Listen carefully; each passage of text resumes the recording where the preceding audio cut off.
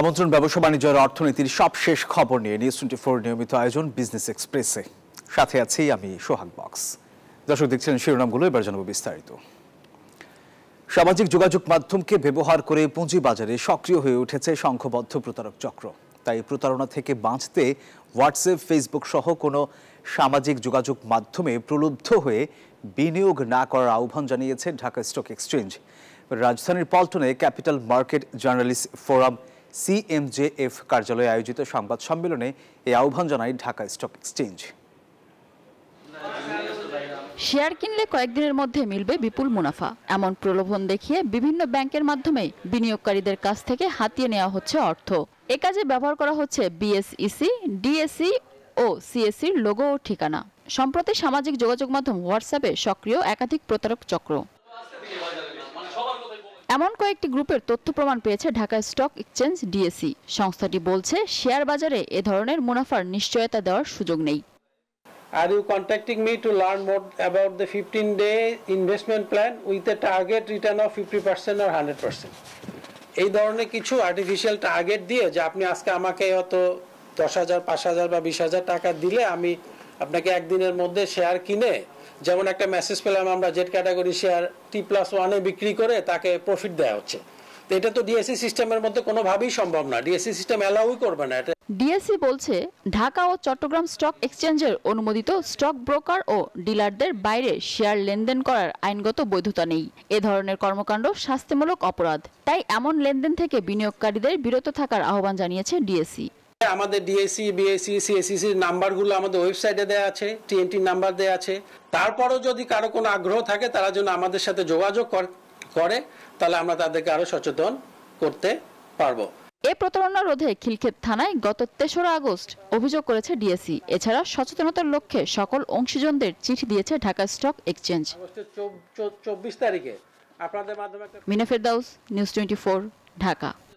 কর অব্যাহতি ও ভ্যাট ফাঁকিতে 2022-23 অর্থ বছরে 1,88,000 কোটি টাকার রাজস্ব হারিয়েছে NBR। এমন ধারণা মিলেছে বেসরকারি উন্নয়ন সংস্থা CPTর গবেষণায়।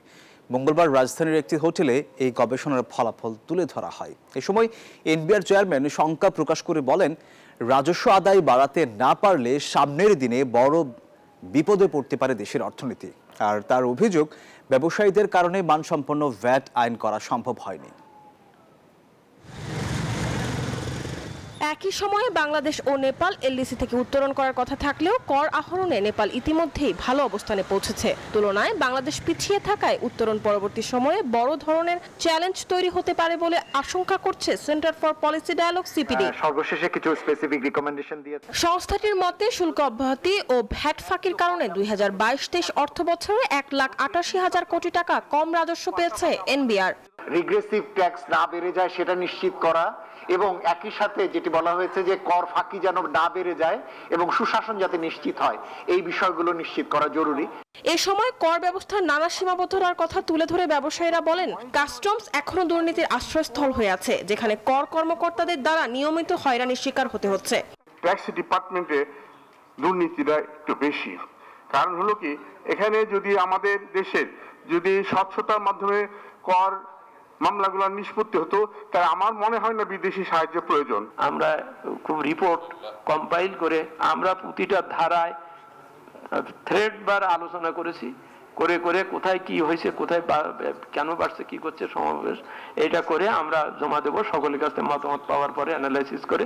এ সময় NBR এর চেয়ারম্যান পাল্টা অভিযোগ করে বলেন, ব্যবসায়ীদের অসহযোগিতার কারণে মানসম্পন্ন ভ্যাট আইন করা যায়নি। সামনের দিনে আদায় বাড়াতে প্রয়োজনে এক হার নির্ধারণেরও চিন্তা করছে NBR। কাঙ্ক্ষিত রাজস্ব আহরণে ব্যর্থ হলে অর্থনীতি বড় ধরনের ঝুঁকির মুখে পড়বে বলে শঙ্কা তার। আপনি 15% দেন, পরবর্তীতে আপনি ক্রেডিট নেন, আপনার দেখবেন যে ইফেক্টিভ রেট অনেক কম। যে আমাদের ব্যবসায়ীরাই কিন্তু বাধা দিয়েছে। আদারওয়াইজ 2012 সালে আমরা আইন ঠিক করলাম, সেই আইন বাস্তবায়ন করতে 2019 সালে 7 বছর ধরে এটা নিয়ে আমরা ঝগড়া বিবাদ করলাম, তারপরে কিন্তু সেই ল্যাংড়া খোলা আইনই হয়েছে। এছাড়া আলোচকরা উল্লেখ করেন, নিয়মিত চাকরিজীবীরা আয়কর দিলেও ব্যবসায়ীরা কর প্রদানে এখনো অনাগ্রহী, ফলে রাজস্ব আহরণে কাঙ্ক্ষিত গতি আসছে না। মরিয়ম আজিজ মৌরিন, নিউজ 24, ঢাকা। আগামী ডিসেম্বর থেকে রোহিঙ্গাদের খাদ্য সহায়তার জন্য নেই কোনো অর্থ বরাদ্দ। এতে পুষ্টিহীনতা আর অস্থিরতা দুটোই বাড়তে পারে রোহিঙ্গা ক্যাম্পে। দাতা সংস্থাগুলো বলছে জরুরি ভিত্তিতে খাদ্য সরবরাহ নিশ্চিতে 6 মাসের জন্য $35 মিলিয়ন যোগান দরকার। উখিয়া রোহিঙ্গা শরণার্থী শিবির পরিদর্শনে গিয়ে এইসব কথা বলেন বিদেশি কূটনীতিক, আন্তর্জাতিক সংস্থার প্রতিনিধিরা। কক্সবাজার থেকে মারুফা রহমানের রিপোর্ট। কক্সবাজারের উখিয়ায় 4 নম্বর রোহিঙ্গা ক্যাম্প। বিশ্ব খাদ্য কর্মসূচির এই আউটলেট থেকে প্রতি মাসে 13,500 পরিবারকে খাবার দেয়া হয়। জনপ্রতি $12 বা 1,458 টাকায় দেয়া হয় চাল, ডাল সহ 6 রকমের খাবার। কিন্তু 30 নভেম্বরের পর এর ভবিষ্যৎ কি তা নিয়ে তৈরি হয়েছে অনিশ্চয়তা। কেননা ডিসেম্বর থেকে পরবর্তী 6 মাসের জন্য প্রয়োজনীয় $35 মিলিয়ন বরাদ্দ নেই। মঙ্গলবার রোহিঙ্গা ক্যাম্প পরিদর্শন করেন বিদেশি অতিথিরা। বিভিন্ন দাতা সংস্থা বলছে $12 থেকে $6 নামিয়ে আনা হবে জনপ্রতি বরাদ্দ। বিশ্ব খাদ্য কর্মসূচি বলছে $6 দেয়া যাবে 5 রকমের খাবার। এতে ক্যাম্পে বাড়তে পারে পুষ্টিহীনতা, যা নিয়ে দেখা দিয়েছে উদ্বেগ। চিনি, তেল, ডাল, চাউল, রসুন, পেঁয়াজ আর ওখানে বাইরে পরিদর্শন শেষে রোহিঙ্গা সমস্যা সমাধানের আগ পর্যন্ত মানবিক সহায়তা চালু রাখার আহ্বান জানায় দাতা সংস্থা। We want to do everything we can to try to get to that situation that one day it's safe, they can return and they can live in a dignified way and they can stay there. There'll be peace. এমন পরিস্থিতিতে রোহিঙ্গা ইস্যুতে অংশীজনদের সংলাপ, প্রত্যাবাসন ও মানবিক সহায়তায় গুরুত্বপূর্ণ ভূমিকা রাখবে বলে মনে করছে সরকার। এখানে নানা ধরনের বিশৃঙ্খলা তৈরি হতে পারে, আপনার এখানে ফেমিন তৈরি হতে পারে। তো এই বিষয়গুলোই মূলত আজকে যারা ডেলিগেট এসেছেন তাদেরকে দেখানো হয়েছে, তারা সরেজমিনে এসে দেখে গেছেন। এই সংলাপ থেকে প্রাপ্ত সুপারিশ আগামী 30 সেপ্টেম্বর নিউ ইয়র্কে অনুষ্ঠেয় জাতিসংঘের উচ্চ পর্যায়ের সম্মেলনে উপস্থাপন করা হবে। আশা করা হচ্ছে বৈশ্বিক কূটনীতির এই প্ল্যাটফর্ম থেকে সংকট সমাধানে নতুন দিক নির্দেশনা পাওয়া যাবে। মারুফা রহমান, নিউজ 24, উখিয়া, কক্সবাজার। মূল্যসূচকের মিশ্র প্রতিক্রিয়ায় লেনদেন শেষ হয়েছে দেশের প্রধান পুঁজিবাজার ঢাকা স্টক এক্সচেঞ্জে। সেই সঙ্গে টাকার অঙ্কে লেনদেনের পরিমাণ 12,000 কোটি টাকা ছাড়িয়েছে। সপ্তাহের তৃতীয় কার্যদিবসে মঙ্গলবার শেষে ডিএসইতে একটি সূচকের মান বেড়েছে, তবে প্রধান মূল্যসূচক ডিএসইএক্স 6 পয়েন্ট কমে অবস্থান নেয় 5,448 পয়েন্টে। সূচক কমলেও এদিন ডিএসইতে লেনদেন 70 কোটি টাকা বেড়েছে।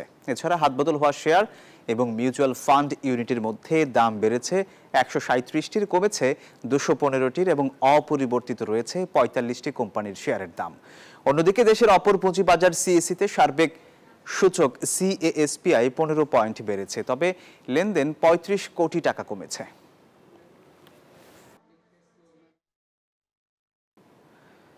যমুনা ব্যাংকের ঢাকা উত্তর ও ময়মনসিংহ অঞ্চলের ম্যানেজার্স মিটিং অনুষ্ঠিত হয়েছে। অনুষ্ঠানে প্রধান অতিথি ছিলেন যমুনা ব্যাংকের চেয়ারম্যান রবিন রাজন শাখাওয়াত। বিশেষ অতিথি ছিলেন ব্যাংকের পরিচালক আলহাজ নূর মোহাম্মদ। সভায় সভাপতিত্ব করেন ব্যাংকের ব্যবস্থাপনা পরিচালক ও প্রধান নির্বাহী কর্মকর্তা মির্জা ইলিয়াস উদ্দিন আহমদ। মিটিংয়ে ঢাকা উত্তর ও ময়মনসিংহ অঞ্চলের সকল শাখা আর উপশাখার ব্যবস্থাপকগণ এবং প্রধান কার্যালয়ের ঊর্ধ্বতন কর্মকর্তারা অংশগ্রহণ করেন। বাংলাদেশে প্রথমবারের মতো পূর্ণাঙ্গ ডিজিটাল ব্যাংক স্থাপনের উদ্যোগ নিয়েছে বাংলাদেশ ব্যাংক। এই লক্ষ্যে চলতি বছরের 1 থেকে 30 সেপ্টেম্বর পর্যন্ত আবেদনপত্র গ্রহণ করবে কেন্দ্রীয় ব্যাংক। মঙ্গলবার এই বিষয়ে বাংলাদেশ ব্যাংকের banking regulation and policy department থেকে বিজ্ঞপ্তি জারি করা হয়েছে। বিজ্ঞপ্তিতে বলা হয়, প্রযুক্তি নির্ভর আর্থিক খাতের বৈশ্বিক পরিবর্তনের সঙ্গে তাল মিলিয়ে দক্ষতা বৃদ্ধি, আর্থিক সেবার পরিধি বিস্তৃতকরণ এবং ক্ষুদ্র, কুটির ও মাঝারি উদ্যোক্তাদের অর্থায়ন সহজ করার লক্ষ্যে ডিজিটাল ব্যাংকের অনুমোদন দেওয়া হচ্ছে। আবেদনকারীদের নির্ধারিত ফর্ম পূরণের পাশাপাশি 5 লাখ টাকা অফেরতযোগ্য ফি জমা দিতে হবে, যা ব্যাংক ড্রাফট বা পে অর্ডারের মাধ্যমে বাংলাদেশ ব্যাংকের অনুকূলে প্রদান করতে হবে। আবেদনপত্র সরাসরি জমা দেওয়ার পাশাপাশি ইমেইলেও সব নথি পাঠাতে হবে।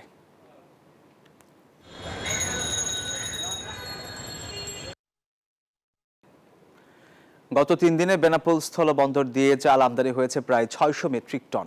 বৃহস্পতিবার বেনাপোল বন্দর দিয়ে চাল আমদানি শুরু হয়। প্রথম চালানে 315 মেট্রিক টন চাল আমদানি করা হয়। এ নিয়ে গত 3 দিনে চাল আমদানি হয়েছে 613 মেট্রিক টন। আমদানি বাড়ায় দেশের বাজারে চালের দামও কমে আসবে বলে দাবি আমদানিকারকদের। এছাড়া বাংলাদেশে প্রবেশের অপেক্ষায় পেট্রাপোল বন্দরে চাল বোঝাই বেশ কিছু ট্রাক অপেক্ষা করছে বলে জানা গেছে।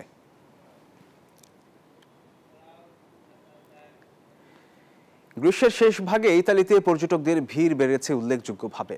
বিশেষত আগস্ট মাসে যখন দেশটিতে সরকারি এবং বেসরকারি প্রতিষ্ঠান, স্কুল, কলেজে গ্রীষ্মকালীন ছুটি থাকে, তখন হাজারো স্থানীয় এবং বিদেশি পর্যটক ভিড় জমান জনপ্রিয় ভেনিস, রোম, ফ্লোরেন্স শহরে।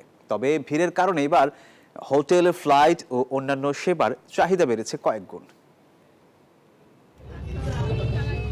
গরমে ইতালির ভেনিস, রোম, ফ্লোরেন্স সহ উপকূলীয় শহরগুলোতে এখন পর্যটকের পদচারণা চোখে পড়ার মতো।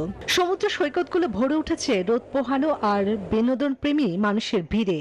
The shop here is amazing and the prices are good, so I'm glad to be here.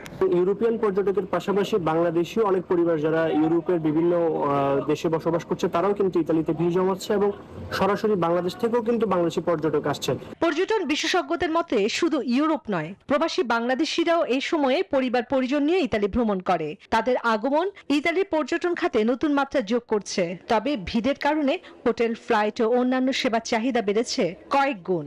সমুদ্রে পাড় আছে, অনেকভাবে ডেকোরেশন করা আছে, তারপর কিছু পার্ক আছে, অ্যাকোয়া পার্ক আছে, মানে ঘোরার জন্য জায়গার অভাব নাই। America, Canada, Sweden, Greece, European যে কান্ট্রিজগুলো আছে, পোল্যান্ড, ব্যবসায়িকভাবে আলহামদুলিল্লাহ খুব ভালো। এখন সামারের সময় টুরিস্ট অনেক বেশি আর বেচা কিনাও আলহামদুলিল্লাহ বেশি। পৃথিবীর বিভিন্ন দেশ থেকে ইতালি ভ্রমণের জন্য টুরিস্ট এসেছে। এবছর বিশেষ করে বাংলাদেশ থেকেও প্রচুর পরিমাণে টুরিস্ট আমরা দেখতে পাচ্ছি। ফলে খরচও সাধারণ সময়ের তুলনায় বেশি হচ্ছে। সব মিলিয়ে আগস্ট মাস পরিণত হয়েছে ইতালির ব্যস্ততম পর্যটন মৌসুমে, যেখানে স্থানীয়দের পাশাপাশি বিশ্বজুড়ে পর্যটকের পদচারণা মুখর হয়ে উঠেছে ঐতিহাসিক ও সমুদ্র তীরবর্তী শহরগুলো। Desk report, news 24।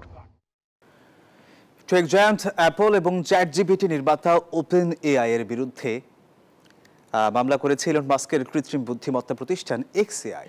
তাদের বিরুদ্ধে মাস্কের অভিযোগ, এই দুই বড় কোম্পানি জোটবদ্ধ হয়ে কৃত্রিম বুদ্ধিমত্তার বাজার দখল করে রেখেছে। অন্য কোনো নতুন কোম্পানিকে সুযোগ দিচ্ছে না তারা। ওপেন এআই এর সাথে চুক্তির কারণেই অ্যাপল তাদের অ্যাপ স্টোরে মাস্কের গ্রুক অ্যাপকে পাত্তাই দিচ্ছে না, এমনটা অভিযোগে উঠেছে। এর জন্য $1 বিলিয়ন ক্ষতিপূরণ চেয়েছেন তিনি। বরিশালে ভরা মৌসুমেও মিলছে না কাঙ্ক্ষিত ইলিশ। সাগরে কিছু ইলিশ ধরা পড়লেও আশঙ্কাজনক হারে কমছে মিঠা পানির ইলিশ, দামও নাগালের বাইরে। এজন্য মৎস্য বিভাগের উদাসীনতাকে দুষছেন জেলে ও ব্যবসায়ীরা। আর এদিকে দেশের উৎপাদন বাড়াতে অভিযান পরিচালনা সহ শক্ত ব্যবস্থা নেওয়ার কথা জানিয়েছেন মৎস্য ও প্রাণী সম্পদ উপদেষ্টা।